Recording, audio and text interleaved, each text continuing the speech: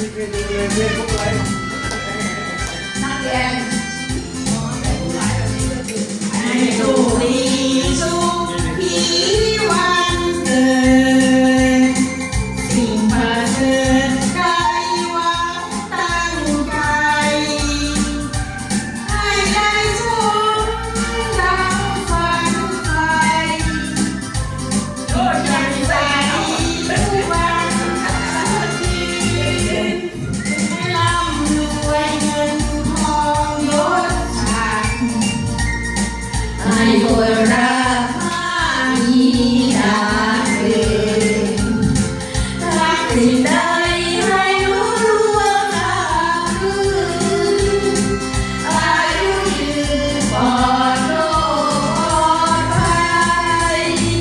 ขอให้มีความสุขในวันเกิดนะคะก่อนนะลูกรักจากบ้านแม่อุตส่าห์มุ่งหน้าอยู่เลยนี่ส่งกันไปแค่นี้